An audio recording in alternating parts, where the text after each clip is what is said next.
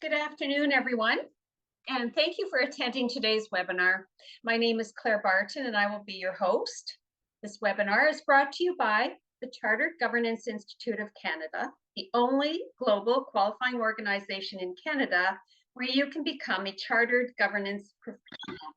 For further information about our programs, webinars, or events, I invite you to visit our website at cgiofcanada.ca. The title of today's webinar is Sustainability for Not-for-Profit Organization Boards. Is it what you think?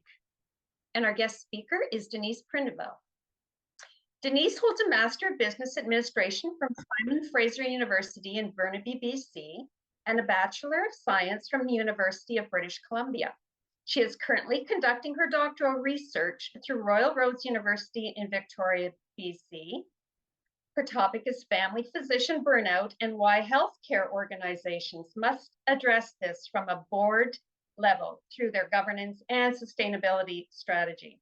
Denise is a board and healthcare executive and a certified executive coach. She has worked in both the public and private sectors and has 30 years experience in corporate and business strategy. Now, before we begin the presentation, please note that everyone has been muted. But if you have any questions, please feel free to note them in the chat box below. That being said, I will now turn things over to our guest speaker, Denise Prindiville. Thank you, Claire. Good morning, good afternoon. I am looking forward to speaking today and thank everyone who signed up for the session last week. And I apologize for having a bit of an emergency that I had to deal with. So thank you for joining today and being flexible.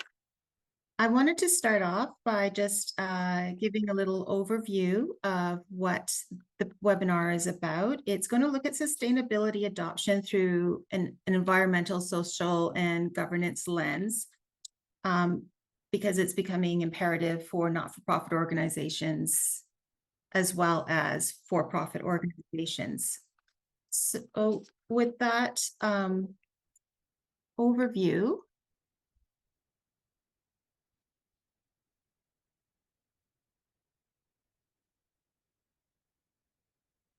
oh, there we go. Sorry, it was a little bit slow.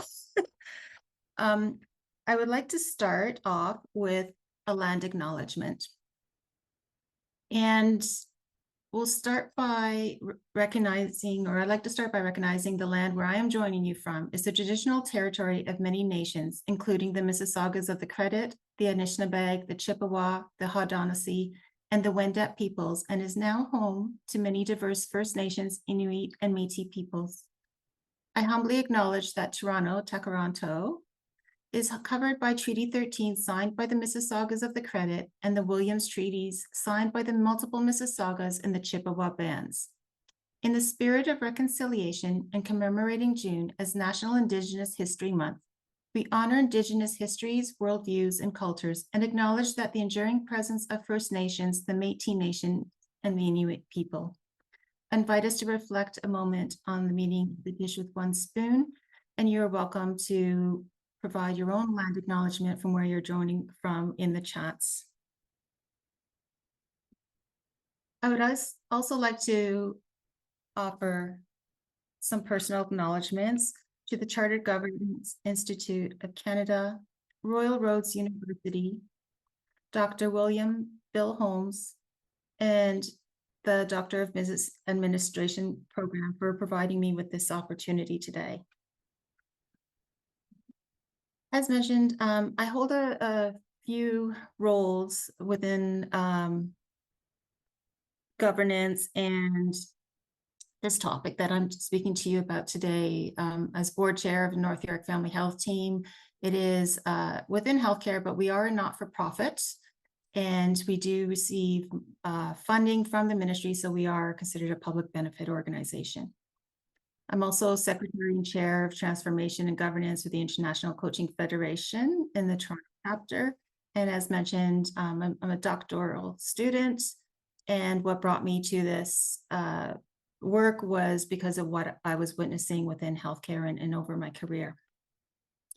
So a brief overview of today's agenda is what is sustainability, what is the relationship to the United Nations Sustainable Development Goals, and how we are moving towards this framework for not-for-profit organizations, and an example mentioning how I came to my research. So looking at the key terms, we have sustainability. There are many definitions that are around. There's a peer group of chairs that I work with, and we were all remarking how different our interpretations on sustainability are.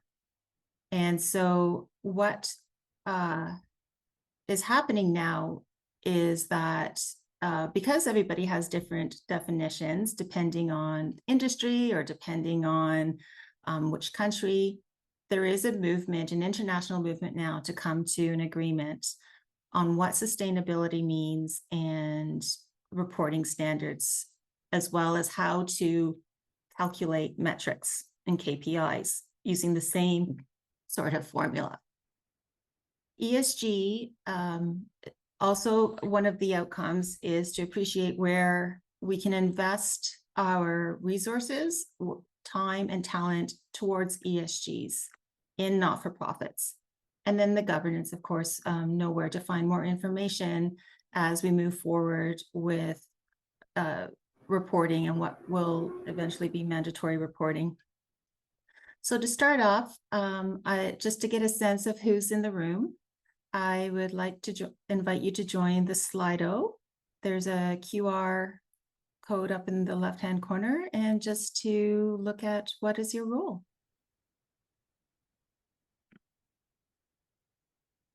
If the Slido doesn't work for you, you're also welcome to use the chats.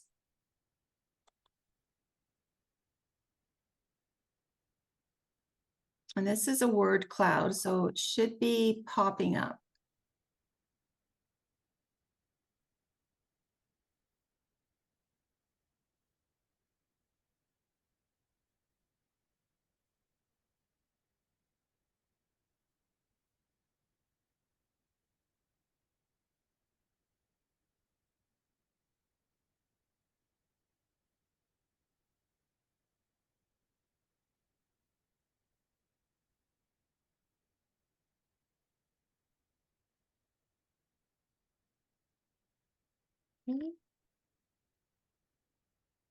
I'm not seeing, oh, there's corporate secretary in the chat, senior finance manager, corporate manager.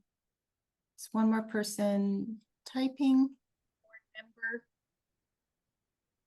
corporate manager and board member, yeah. Okay. VP governance. Okay. Okay. This is nice. Thank you. We've got a wide variety.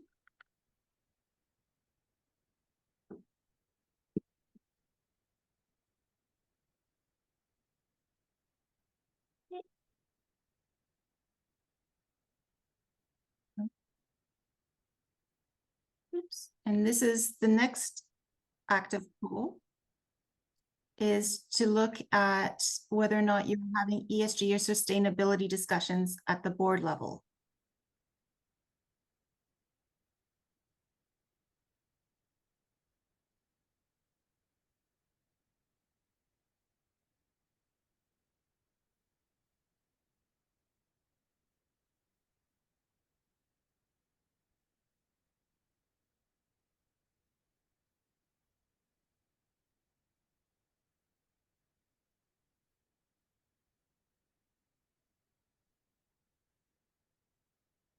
Okay, this is interesting. Not yet, just I'm seeing in the chat. This is interesting. We just had our annual meeting last week, and I was talking about a related topic called planetary health, and it's still growing in as far as people understanding the terminology, let alone what that entails, and having it at boardroom discussions. So it is becoming more of a hot topic, and a lot more is being written about ESG and sustainability. So I expect that a year from now, doing a similar poll like this, we would see a higher number in initiating. Thank you.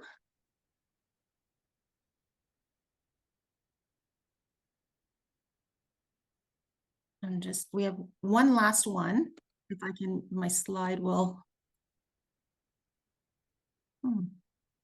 There we go. And this is the last one. So given the last response, I'm not expecting too many, so this might be a short poll, but this is the last slide I'll poll. And if you are working on sustainability, or if you have initiated conversations, what area are you talking about? Is it, for example, related to environmental or climate action, greenhouse gases, or is it on the social side? Or governance? Governance.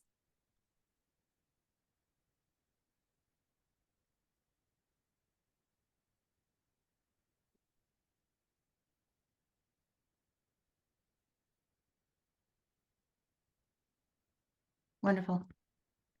Okay, this is good. Thank you very much. With that, I'm just going to check the chat, see if I missed anything in the chat. Climate change. Okay, and not currently, but expecting to with S1 and S2 standards. Excellent. So just to get an overview, because this is focused on the not-for-profit organizations or NPOs, nonprofit organizations, just to get an idea of why it will eventually come to not-for-profits. We have some reports here. These are all from Statistics Canada. The links are in the resources as well. But in 2021, which is the last report that was just published this year, but it's data from 2021, there are 135,000 active not-for-profit organizations in Canada. The revenue, as you can see, is over $300 billion in revenue, which more than 3.5 million people are employed, and that's employed, not volunteers, but employed. So you can see that's 10% of Canadians, roughly speaking. And some of the older data we see here is in 2018, over 24 million people volunteered, accounting for 80% of Canadians over the age of 15. And that's probably going to grow now that you see schools requiring volunteer hours for graduation, and it's becoming part of our Canadian, more so becoming part of our Canadian culture. As well, a report that's also linked in the resources that will be provided with the slides. It's 2018 volunteers dedicated approximately 5 billion hours to their volunteer activities, and a number of hours, equivalent hours to 2.5 million full-time year-round jobs. The other thing of note that we see in the news all the time, especially since the pandemic, is that donations and charitable giving has declined significantly, and access to funding is declining as well. So there are pressures there as well, as related to organizations becoming a going concern, even though we have, all this impact in dollars and employment. So just again, from Statistics Canada, just to look at the distribution of the employment within not-for-profit organizations, you can see the majority is from government, healthcare, social services. And then it's looking at other types of charities, which,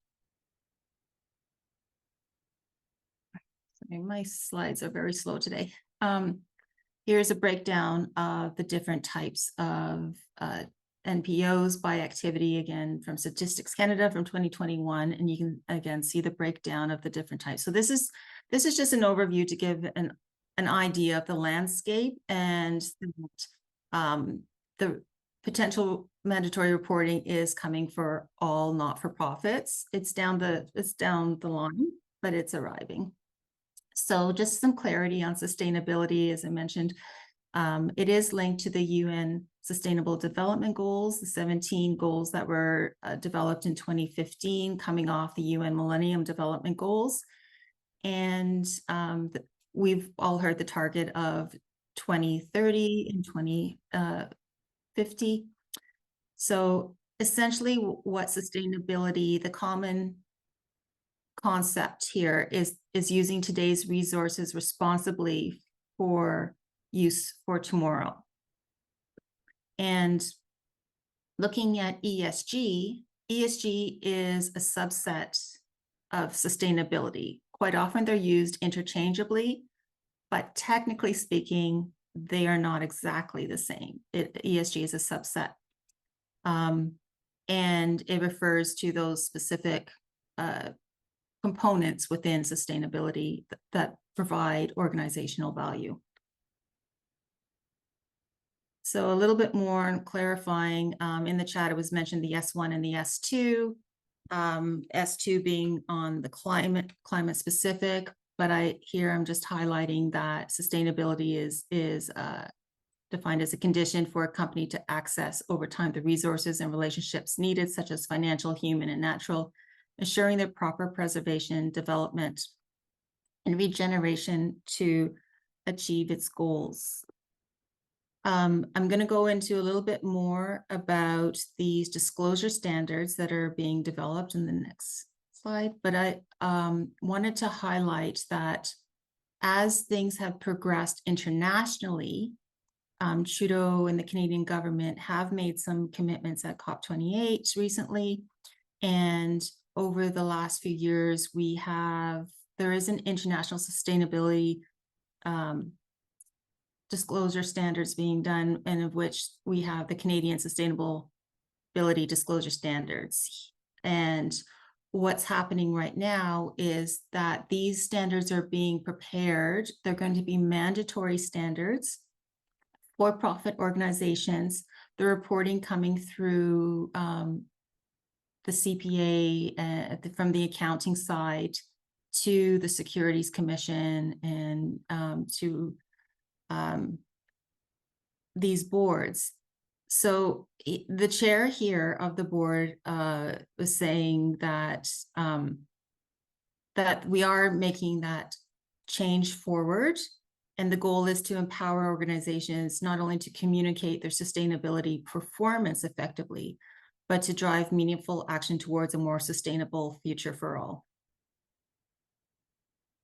So some of the timelines here, and again, right now, the focus is on for-profit organizations. 2 years ago, the sustainability definition was agreed upon. So this is our Canadian definition for all organizations, all corporations. The International Sustainability Standards Board issued the first standards that were the S1 related on to sustainability from the financial side, and then S2 is the climate-related disclosures. This year, up until June 10th, which was just this week, 2 days ago, there was a public consultation on the first Canadian standards. So look for that. Links are in the resources, and then we'll see what comes out of that.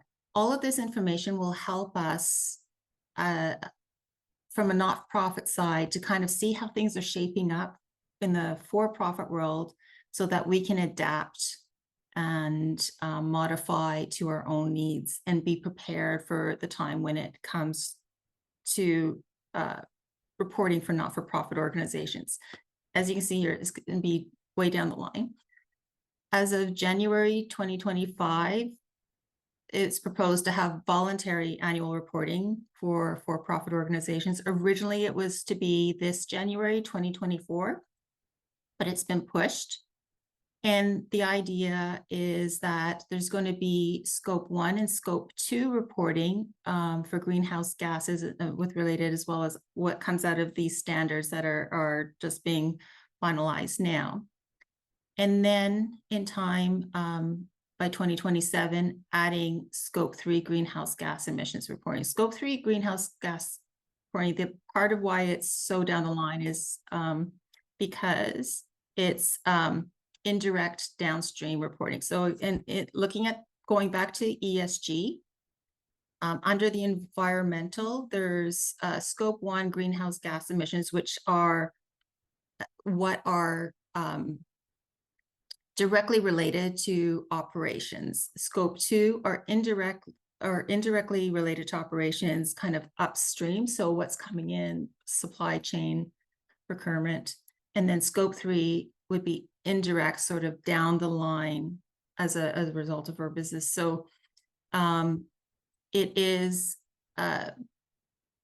something that's also, so the scope 3 is very hard to calculate right now because one, we're still being defined. There are a number of different models on how to calculate that. So it's difficult to kind of come to consensus. So that's also why it's down. One, because it's more indirect, as well as coming up with a common way to calculate it. On the social side, we have human reporting, such as human resources, attracting talent, retaining talent, burnout, looking at our community or stakeholder, and then governance, of course, there's strategy, risk management, and the financial aspects to consider reporting. Some of the benefits for not-for-profits in adopting environmental, social, and governance initiatives and looking at reporting is that there could be tax incentives, subsidies, increase access to funding through other donors that are looking to see what you're doing in that space, donations, grants. There's increased brand value. Different generations like the millennials and the Gen Zs have grown up looking at climate action and the environment, and they have a lot of anxiety around it. And so they're also looking either to work with companies that are focusing on ESG, and also to investors or charities, donations, looking at brands that are speaking to those values. So what we do know about the standards coming out is that there are 4 pillars that will be looked at for reporting. So there's going to be governance, strategy, risk management, targets, and metrics. So it's just kind of the way things are kind of being teased out afterwards. So when the standards come out from the Canadian Sustainability Standards Board, it's going to fall into these sort of buckets.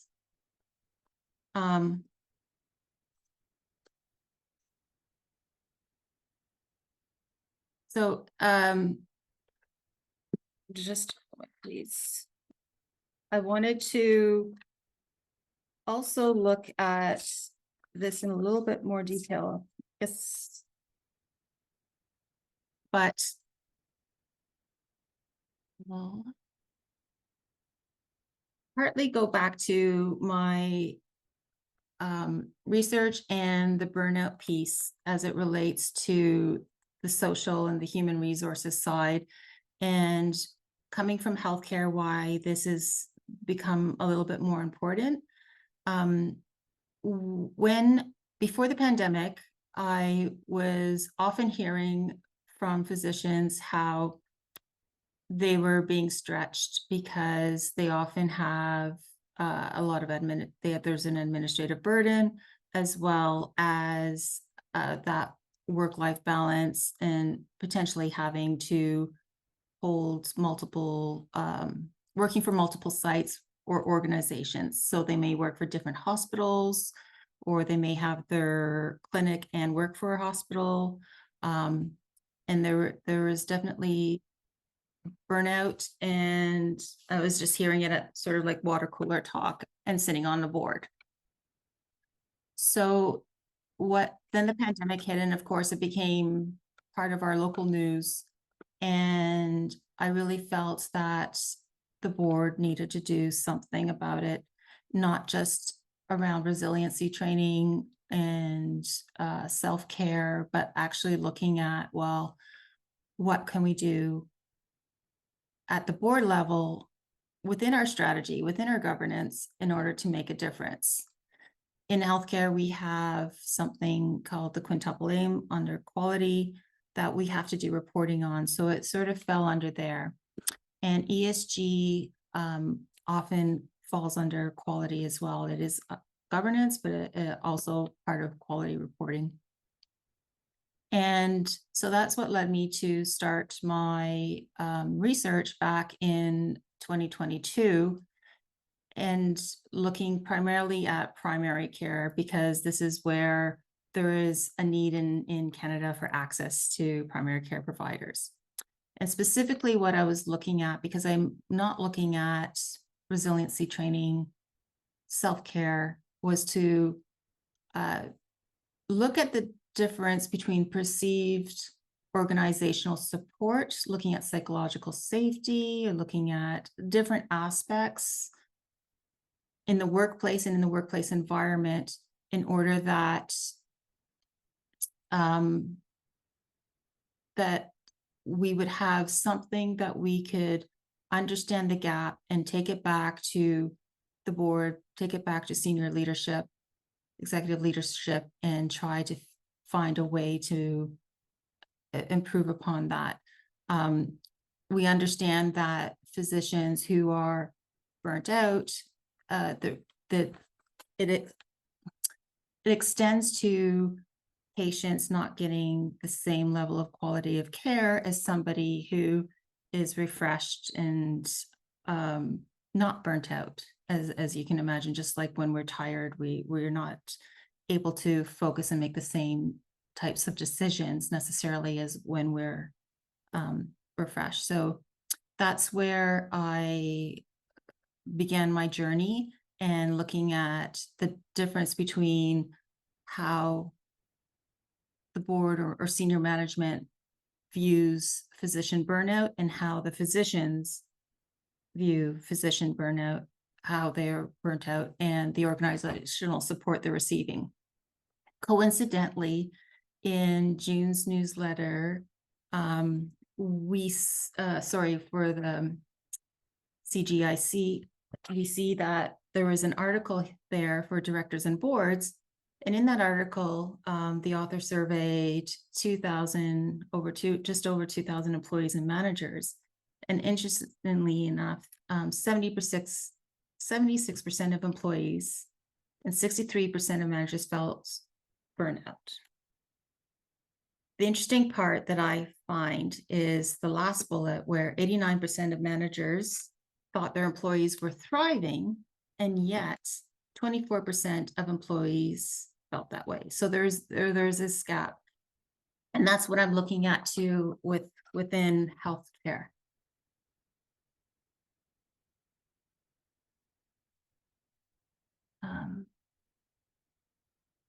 Just trying to get the slide to move. There we go. So going back to sustainability and looking at the role of governance and what we can do now at not-for-profit, in working in not-for-profits or volunteering for not-for-profits, is to adapt this 7 generations principles from the Haudenosaunee. And what it suggests is that we look forward into 7 generations into the future and aim to ensure that there's sustainability for at least 7 generations, just as we are inheriting what 7 generations before us have built. So the quote here is from a Haudenosaunee chief: which I have heard translates to peacekeeper. And it says here, this quote is, "We're connected to the first Indians who walked on this earth, the very first ones, however long ago that was. But we're also connected to those Indians who aren't even born yet, who are going to walk this earth. And our job in the middle is to bridge that gap. You take the inheritance from the past, you add to it your ideas and your thinking, and you bundle it up and shoot it to the future. And there is a different kind of responsibility. We inherit a duty, we inherit a responsibility." So going back to what is happening in Canada right now around the reporting, we know that this is happening slowly but surely. And it is talked that it's going to be happening for not-for-profits as well after they kind of run it through and test with for-profit organizations. We also know that they are doing it in a phased manner as well, where they're focusing on environmental predominantly, then they're focusing on governance, and then last they'll focus on the social component.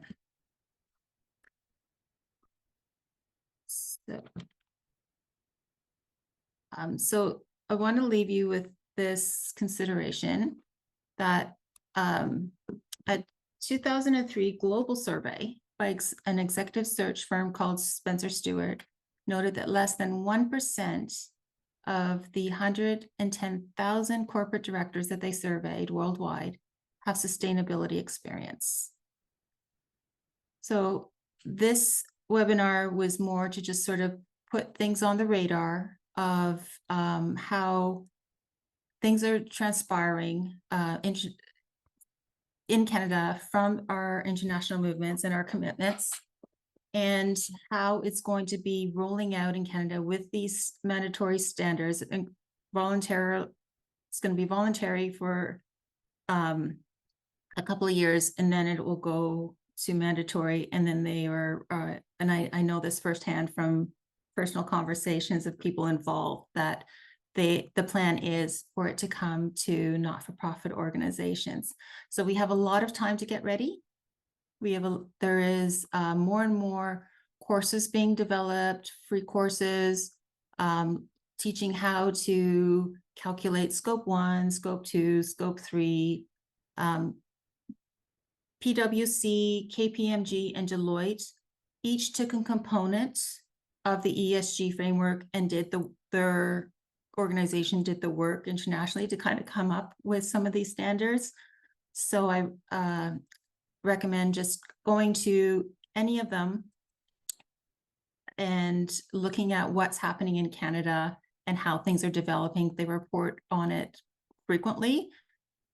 And the BDO also does a lot of work for the not-for-profit organization sector on what's happening with ESG and reporting and kind of keeping abreast of what's happening there. So I just encouraging everybody to kind of put it on their radar. There's not an immediate call to action, but just to get prepared as governors, we're always looking forward to the future, looking at risk management and kind of planning. And when we're doing our 3-year or 5-year strategic planning, being able to know that this is something to be placed on the radar and just adapt it for whatever not-for-profit you're associated with. So we have time, but it's time to kind of take a look and start. So with that, I'd like to say thank you and open the floor to questions.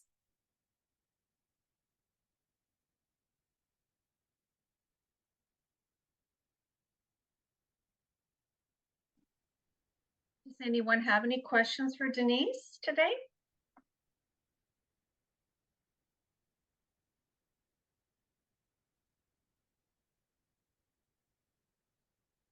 Don't see anything in the chat. You can speak out if you wish, or type them in the chat.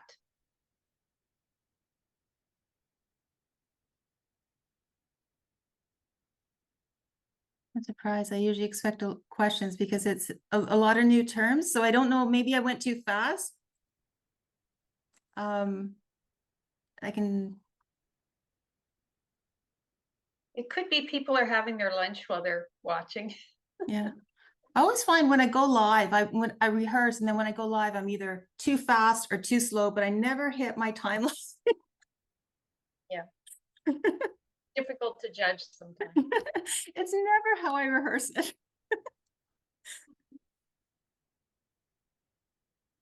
So well then I'll just open it up for questions.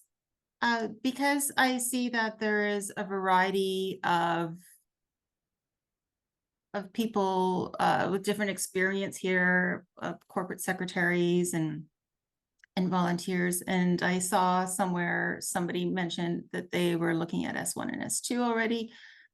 I just want to get a sense, we can just use reactions of just, was there a lot of new terminology?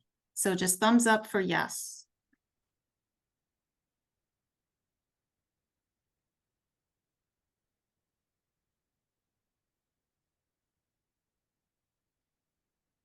Let's see. There's a few. There's a few thumbs up. Okay. Yeah. Okay. And the slides will be provided. I didn't show the last slide, but there are resources there as well. Oh, and question for the legal aspects of ESG. Legal aspects in what sense? I can interpret that a couple of ways. Rantier, would you be willing to come off mute? Yes. Okay. Thank you so much. Um, as I understand, we're talking about best practices at this point of time. Am I correct? Yes, It's almost like an aspirational product. correct, Am I right? correct. Okay. So that being said, at what point of time does this create legal precedent? I can understand this is going to be a part of the Yeah, triple bottom triple bottom line, line. Yeah. right? Which is great, but that's more towards the strategic plan as compared to a tactical component, Mhm.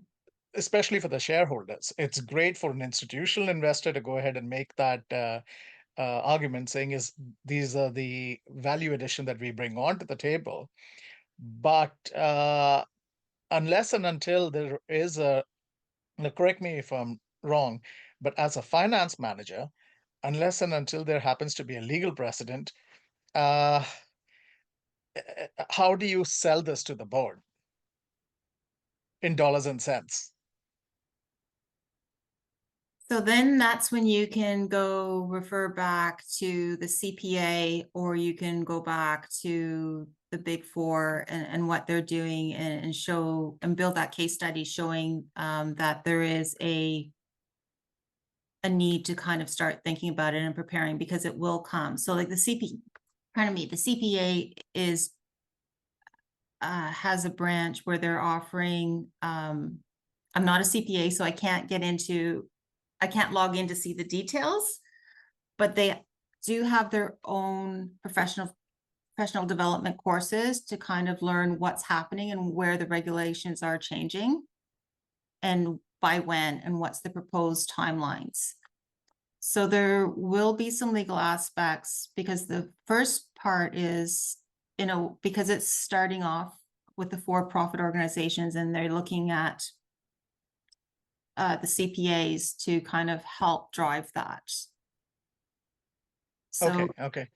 so I would, if you are in accounting, I would go there. Being in healthcare, we have a term called planetary health that's looking at climate action and healthcare.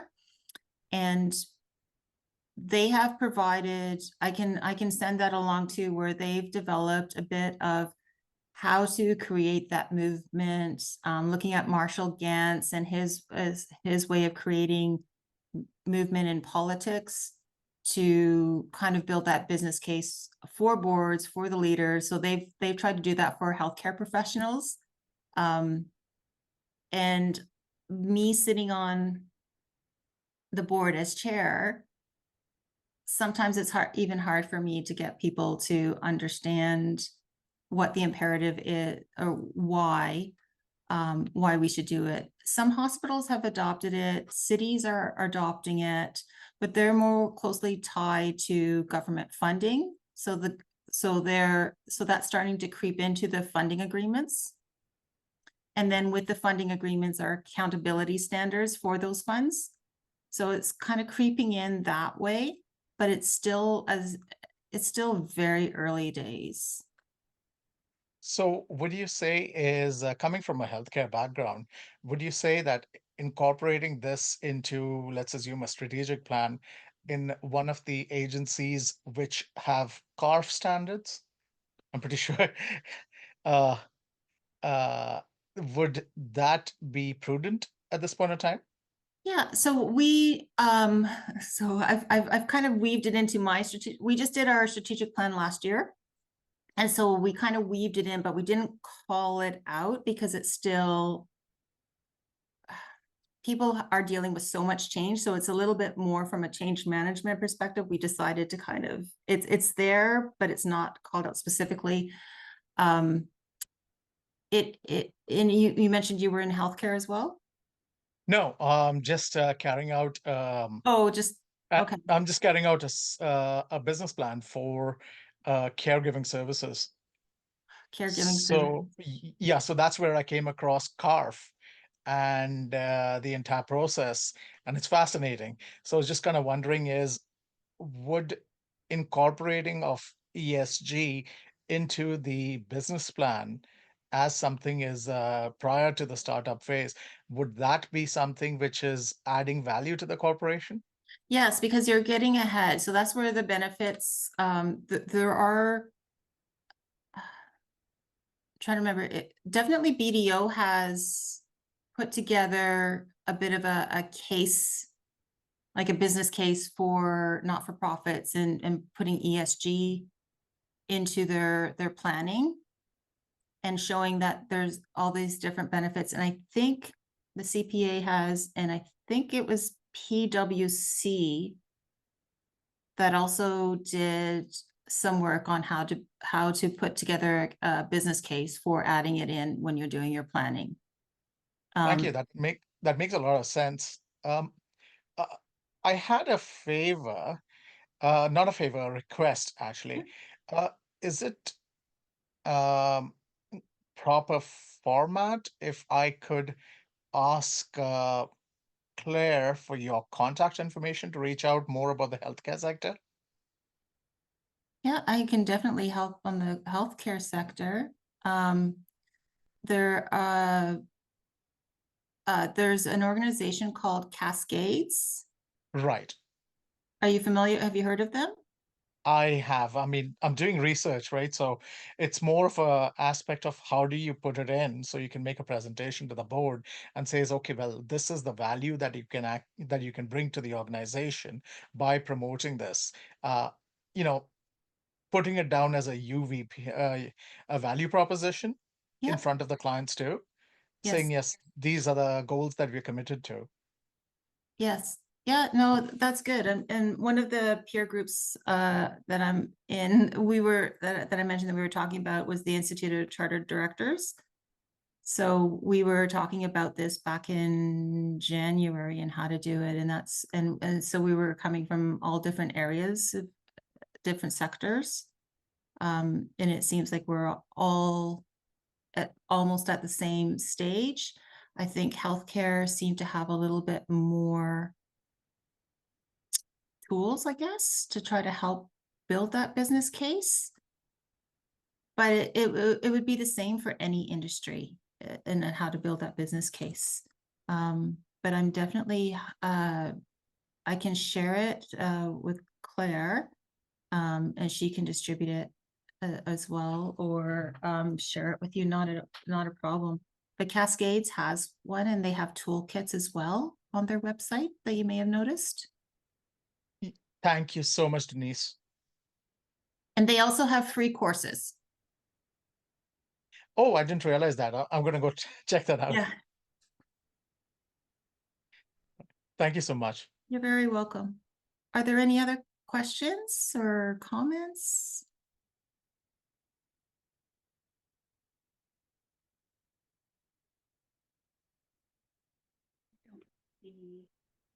Don't see anything.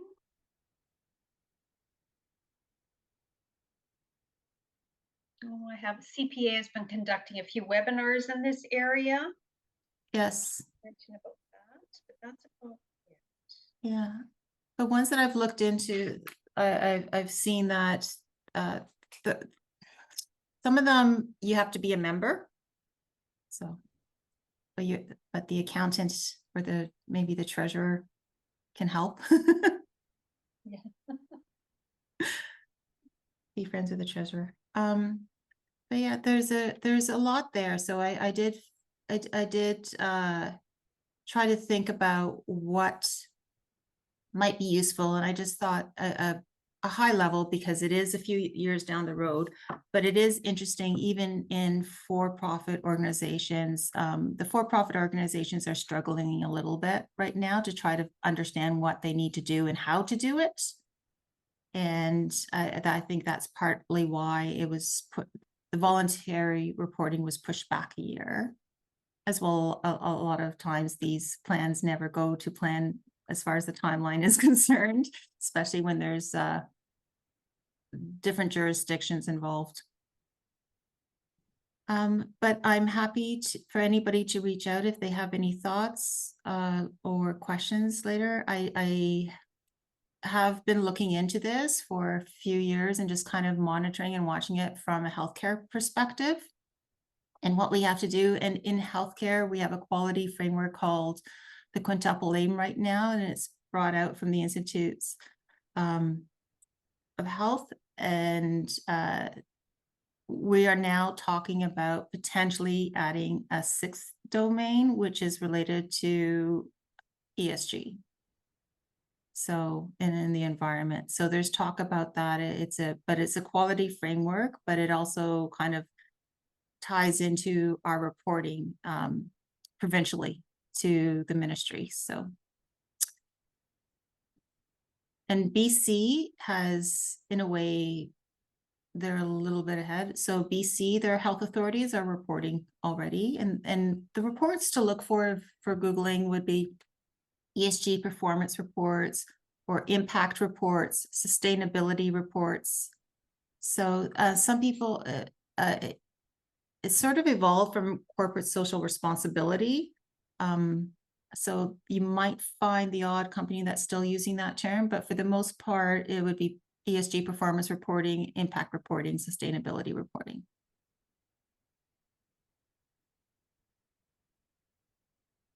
And yeah, and more, you're seeing it more and more in the last couple of years. So it is growing as well in the not-for-profit sector.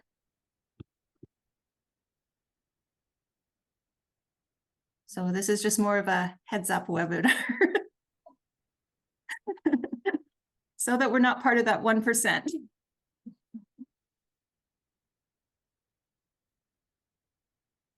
All right, Claire, is there if you're not seeing any other questions?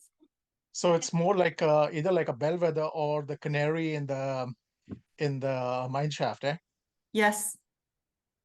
Yeah, but our Prime Minister has made some commitments, and so that kind of is pushing things along too. Politics usually do push things along. I don't think it's going to happen very quickly. As you see, we've got the for-profit or financially or publicly traded organizations have until 2027, January 2027, before it's mandatory. At what point the not-for-profits are going to come in, the conversations were starting this year. And I've got that from firsthand source that they were going to start talking about it this year. So that's why I'm kind of putting the word out, because the conversations are starting. How much how strict it's going to be compared to those that are publicly traded, it's probably not going to be as strict. And they've also said, given the variety that we have in Canada of different not-for-profit organizations, it's going to be such where here's the framework, but then you adapt it to your sector or your type of NPO. So if you're a charity or a sports club or a hospital or long-term care home, municipality, it's going to be different because you have a different community that you're serving. So, but healthcare is, we're a great polluter to the environment. So when I used to work hospital contracts for, even since before the pandemic, hospital contracts would have some requirements in their procurement contracts where you had to demonstrate what sort of environmental impacts your products would have. So that started even before the pandemic. And then of course we saw a lot of talk about the masks and what when we were wearing masks for COVID and discarding that and what kind of impact it was having on the landfills. And so when these standards come out, I think they're going to be, I'm guessing, reading tea leaves now, but they're probably going to start with the healthcare sector because we've already started doing some work. And then, but there might be other organizations too. But I think because of the impact the healthcare system has on our environmental system already, it's a good place to just kind of watch and see what's happening there.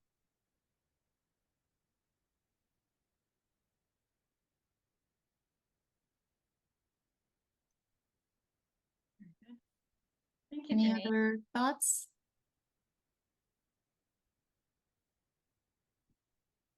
No, I don't see any other comments.